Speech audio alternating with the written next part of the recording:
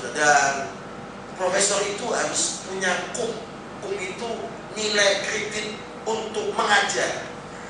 Kum itu KUM, kredit untuk mengajar. Jadi setelah doktor, dia harus mengajar selama minimal 10 sampai 12 ribu jam mengajar. Baru kumnya itu kredit untuk mengajar. Bingung kan? Jelas, karena itu ya sudah, pokoknya amin aja saudara semua. Kumnya itu harus 10 ribu sampai 12 ribu jam mengajar. Maka dia akan mengajukan karya-karya ilmiahnya, bukunya dan sebagainya, baru bisa dapat SK Presiden. Jadi profesor. Profesor yang ada di dunia non-Kristen itu cukup banyak. Tapi profesor yang Kristen itu tidak banyak. Tidak lebih dari 5 orang yang dapat SK Kepres Presiden. Jadi profesornya itu Kepres Presiden. Jadi kalau profesor itu lain, betul-betul nggak main-main. Dia harus punya kum, kredit untuk mengajar. Itu di atas 10.000 sampai 12.000 jam mengajar. Bayangin saudara-saudara, 1 jam mengajar kali 10.000 kali 12.000, hitunglah kalau sehari sudah 8 jam mengajar kali 8 hari kali sekian ratus hari, itu berapa banyak? Saya pernah hitung 10.000 sampai 12.000 jam. Itu kalau dia ngajar sehari 8 jam, 1 jam itu 45 menit saudara-saudara. Maka dia akan perlu waktu di atas 8 tahun menyelesaikan kurang lebih 10.000 sampai 12.000 jam. Kerjanya pakai siang malam, ngajar. Nggak ngerti ya sudah. Sore ini, mari kita mengerti Tuhan itu punya rencana yang besar. Gak ada yang amin. Gak ada yang amin. Saya harus punya cita-cita yang besar. Yang percaya sama amin. Mimpi itu memang gratis, mimpi yang besar. Amin. Ya begini Pak, nasib saya ya begini. Abang saya tukang bangke ya, saya tukang bangke. Jangan, bapakku boleh tukang bangke. Aku punya mall, amin. Mallnya siapa? Nggak tahu. Amin. Itu iman. Amin. Jangan terpengaruh situasi kondisi. Tuhan kita dahsyat, luar biasa aja. Daud pengembala kambing domba, bukan ratusan, bukan ribuan, 2-3 ekor. Tapi tiba-tiba Tuhan angkat jadi raja. Bayangkan, jadi orang besar, dia memimpin negeri yang besar. Tuhan itu bisa mengangkat dengan cara apa? Seorang narapidana namanya Yusuf, Tuhan angkat jadi perdana menteri. Maka Tuhan tidak ada perkara yang mustahil. Kalau engkau berani bayar harga untuk Tuhan. Yang sudah katakan apa? Ada 7 berkat pemulihan. Tolong ikuti ini. Yang Tuhan berikan, mari kita belajar dari hidup yang selalu dipulihkan dari Ayub. Ada 7 berkat pemulihan yang Tuhan berikan atas Ayub. Artinya, kalau Ayub dipulihkan, saudara dan saya pasti dipulihkan Tuhan. Yang sudah katakan amin. Yang sudah tepuk tangan yang paling beri apa Tuhan? Yang percaya dengan amin. Yang pertama, ayat 10 dari Ayub pasal 42. Tuhan memberkati Ayub berapa kali lipat? 2 kali lipat dari itu. Orang dunia ngomong begitu, kalau orang pernah berhasil, orang pernah sukses, kemudian dia gagal, dia bangkrut, untuk kembali semula aja nggak mungkin. Apalagi bisa dipulihkan 2 kali lipat. Tuhan bisa buat yang tidak mungkin jadi mungkin. Kalau kau pernah gagal, Tuhan bukan cuma mengembalikan seperti semula. Tuhan memberkati engkau 2 kali lipat. Tuhan pulihkan 2 kali lipat. Yang kedua, pemulihan itu bicara soal hubungan dengan hubungan dengan sahabat dan kerabatnya. Coba lihat ayat 11. Selain dipulihkan yang kedua, hubungannya dengan teman-temannya itu dipulihkan, kerabatnya, temannya datang dan jadi pemulihan. Soal ini penting sekali. Memang sih, kalau saudara lagi diberkati, saudara lagi di puncak karier, semua orang ngaku teman saudara, semua orang mengaku sahabat saudara, semua orang ngaku kenal saudara. Tapi waktu kau dalam masalah persoalan, kalau kau orang itu kenal saudara, dia akan mengaku tidak kenal saudara. Sahabat itu ada, kata Absal. Kalau lagi kita hidup baik, diberkati. Tapi kalau ada masalah, dia bersama engkau, dia sahabat yang setia. Hanya satu sahabat yang setia, namanya Yesus. Dia ngerti saat-saat yang menderita dalam hidup. Dia ngerti saat-saat lembah air mata dalam hidup. dengan sahabat dan teman-teman. Pemulihan yang kedua, pemulihan yang ketiga, ayat yang ke-12. Next, tolong. Terus lanjut multimedia. Tuhan memberkati Ayub lebih dari hidupnya dalam gaul, dalam bisnisnya, usaha dan aset. Coba kita lihat ayat 12. Ini saya senang, menarik sekali ayat ini. Ayat 10 kan bicara begini, Tuhan memulihkan keadaan Ayub selain meminta doa dan 2 kali lipat dipulihkan segala kepunyaannya Daud. Harusnya selesai kan? Udah dipulihkan semula 2 kali lipat, tetapi 12 ini menarik. Mari kita baca sama-sama.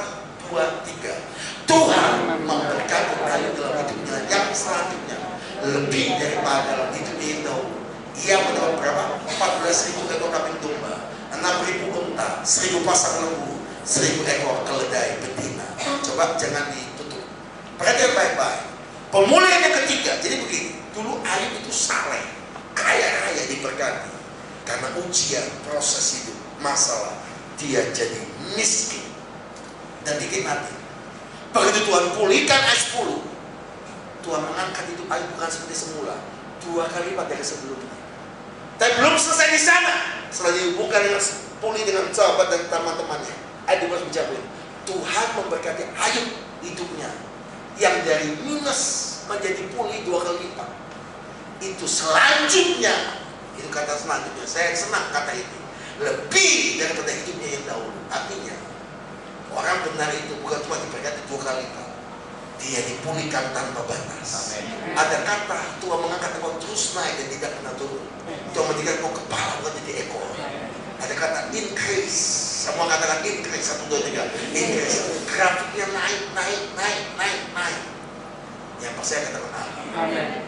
Kalau Tuhan sudah memulihkan keadaan, tidak akan pernah gagal lagi. Engkau akan increase in Christ. Yang pasti saya katakan amin.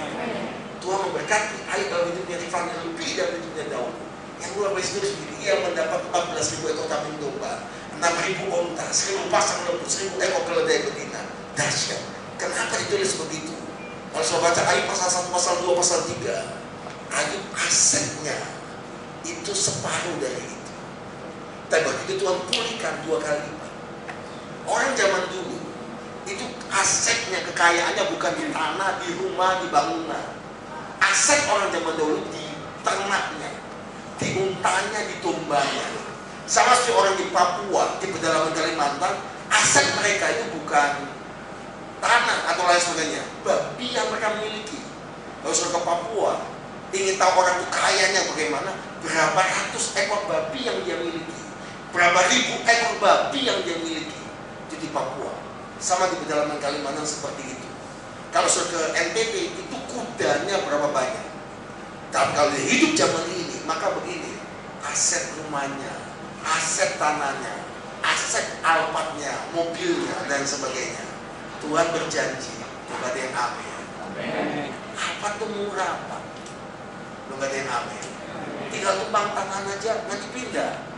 Belum ada yang amin. Makanya kalau yang punya mobil mewah, bes kebaktian ke mall, turun, jangan langsung naik. Tumpang tangan dulu, netralisir dalam nama Yesus. Karena dia mengklaim soalnya. Saya kenal jemaat saya, kami itu seluruh saya kenal dia. Dia sederhana sekali, saya tahu hidupnya sederhana sekali. Hari ini dia bukan miliarder, dia triliuner. Tapi kalau melihat orang kaya itu nggak pernah menunjukkan kekayaannya buat apa. Kalau orang yang masih menunjukkan kekayaan, sebetulnya kekayaannya cuma itu saja, atau banyak utangnya daripada kekayaannya. Kalau orang kaya itu dia tidak menunjukkan kekayaannya, buat apa ditunjukkan? Memang dia kaya. Dari yang amin. Lu jangan anggap enteng encim jece yang digelodok, yang celana pendek, naik sepeda motor. Saya pernah ke sebuah bank yang saya layani di Harko di Gelodok, saudara. Terus saya lihat nasabah dia cek pakai celana pendek, naik motor, bawa kantong kresek store. Saya tanya, cek itu kok sederhana sekali, Pak? Yang mulia, kalau cek itu tarik dananya di bank kami bisa ras. Jadi bisa bayangkan berapa kekayaannya. Dan waktu saya layani orang ini dipulihkan di bulan yang begitu. Dia bawa saya ke rumahnya, tunjukkan semua apa yang Tuhan beri itu karena Tuhan. Saudara tahu, dia punya KP, kepemilikan pertambangan sama IP, izin usaha pertambangan. Itu bukan 10, 20, ratusan. Tambang batu bara dia punya ratusan. Izinnya dia tunjukkan sama saya ratusan. Yang paling kecil 100 hektar, yang paling besar 1.200 hektar. Itu bukan 10, 20, ratusan. Saya pikir cuma 1 hektar aja kita kelilingi sampai Kemeng. Ini ribuan hektar. Dan dia ngomong begini, Pak, Bapak pikir saya dapat karena saya dapat karena Tuhan itu luar biasa. Orang kalau seperti ini aja bisa ngomong semua karena Tuhan, apalagi kita. Jadi kita banggakan, jadi kita perlu sombong. Selain Tuhan itu luar biasa. Tepuk tangan yang paling baik. Kemuliaan yang keempat, kembali ke poin tadi. Tuhan memulihkan keluarga Ayub. Ayat 13, 14 luar biasa. Coba lihat ayat ini, unik. Ayo kita baca sama-sama. 1, 2, 3. Ia juga mendapatkan 7 orang laki-laki dan berapa? 3 orang anak perempuan. 14. Dan anak perempuan yang pertama bernama Yimna, yang kedua Kesia, yang ketiga Gerda. Saya mau tanya, coba perhatikan baik-baik. Ayub itu dipulihkan. Dia punya 7 orang anak laki-laki, 3 perempuan. Saya mau tanya, yang hamil siapa? Apa Ayub yang hamil? Gak mungkin, pasti ada wanita yang hamil. Pertanyaan yang kedua, ini perlu eksegesi Alkitab yang jelas. Karena ada yang mengeksegesi Alkitab keliru, salah tafsir, bahaya. Lantas Ayub dapat 7 anak laki-laki, 3 perempuan. Istri yang mana? Istri yang berkata, kutuklah, matilah kau dan tinggalkan dia. Atau istri yang baru? Ada yang salah nafsir mungkin, itu istri baru. Siapa bilang? Salah. Alkitab kitab yang paling jujur. Kalau Ayub nikah lagi maka istri Ayub yang meninggalkan dia, maka menikahlah Ayub lagi sama Abigi, kinis-kinis. Itu jujur.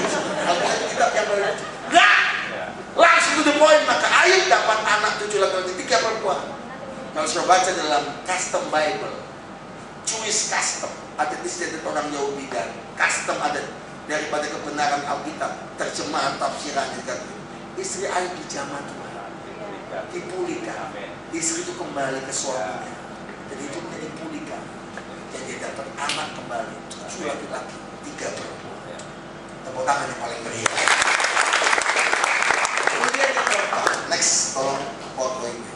Tuhan memulihkan keluarga Ayub. Yang kelima, anak-anak Ayub itu lebih cantik daripada anak sejamannya. Ayat 15. Status keluarga Ayub dimuliakan. Bayangkan orang yang pernah sakit kulit seperti kusta, di masa tuanya punya anak lagi, anaknya lebih cantik dari orang sejamannya. Kalau anak Ayub di zaman ini akan jadi Miss Tarakan, Miss Indonesia, Miss Universe, dan bukan Miss Universal. Karena Miss Universal itu lomba kemu-kemuan, gembrot-gembrotan. Mengapa waktu saya ngomong kemu, kau melihat saya? Saya tidak kemu. Tuhan memberikan sesuai dengan ukuran dan karunia.